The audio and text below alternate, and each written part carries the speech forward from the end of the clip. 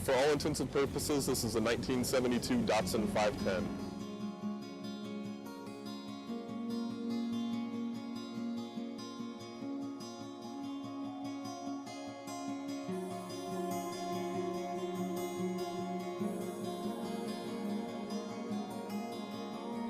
I don't necessarily have like a specific thing that says like I had to have a 510, but my story was I was flipping through a magazine. I don't know if they still make magazines or not in this day and age, but I was flipping through a magazine that I read, and they have this annual basically streetcar contest where they pit streetcars against each other to see which one's best, and they're all modified.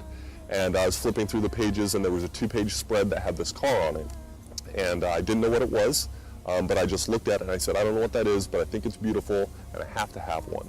So I started doing research, finding out about it, trying to see if I could locate one, looking at the downfalls of it, and just doing as much research as I could until I finally decided this is something that is realistic and would be a fun, unique project that I could enjoy.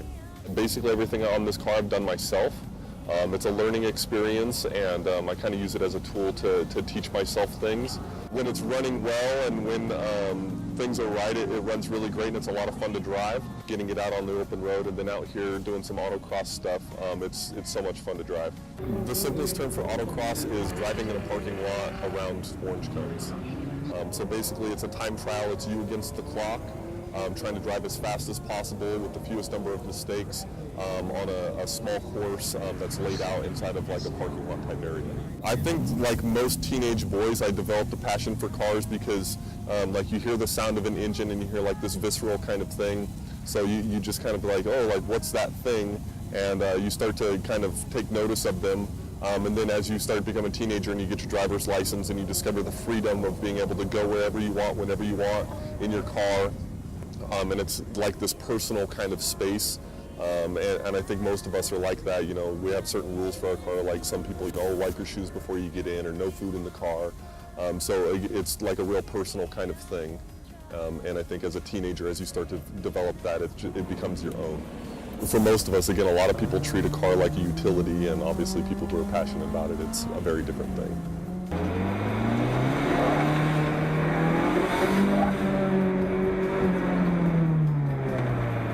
So it's been just over 12 years that I've had this car. So there was a lot of obstacles in life that got in the way of me actually finishing the car, again, because I'm doing all the work myself and it's on a budget and everything. But this car has been to several different houses and several different storage areas. So that's one of the most notable things about just having it is the overcoming those obstacles and not giving up on a project.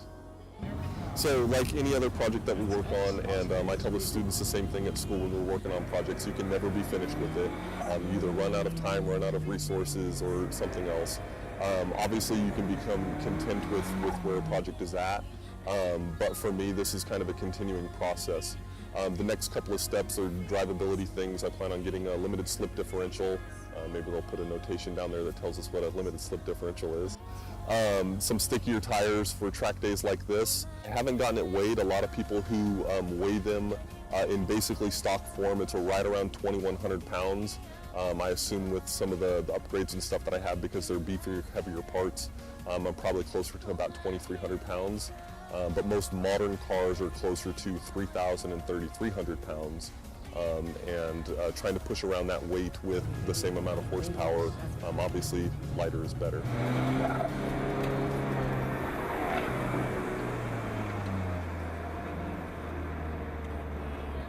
I'm not a Nissan guy. I'm mostly just a car guy. I appreciate most cars and what they do. This car came about because I love what the Datsun 510 stands for, kind of this underdog kind of mentality.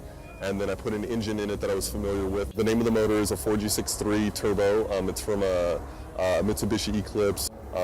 Most people are more familiar with the Lancer Evolution, which is a little bit more modern car.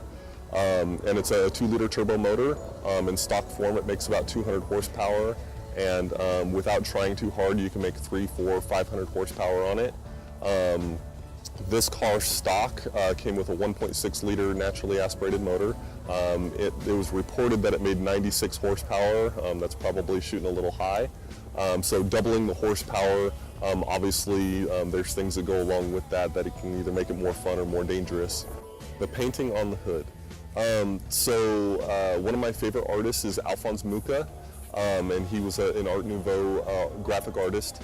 So I kind of took some inspiration from his style and things, and I wanted to do something just to kind of decorate the car, because it's going to be a while before I do paint and body. And if I was to describe the color, I would probably call it brown. And for most car people who like name their cars and do those things, cars, and I don't mean to offend anybody, but cars are typically females. So we take care of them and we love them just like you would love a girl. So I kind of came up with this concept of it being like a geisha warrior. So in Japan, geishas are, they're supposed to be entertainers, and they're supposed to be there to like be beautiful and entertain people, which is something, just looking at the car, you know, it's something that entertains people. But then underneath, under the skin, is kind of this warrior mentality that at a moment's notice, you know, can take your head off. So that was kind of the inspiration behind it. I painted it several years ago, and it's faded and deteriorated, which is kind of fitting for the style of car. But that's kind of where the whole thing started. Anybody who's looking to do a project car, like, make sure it drives and then start doing work to it. So. And it doesn't sound like a Subaru. I love it because of that too. 1972. Used to be the car to have.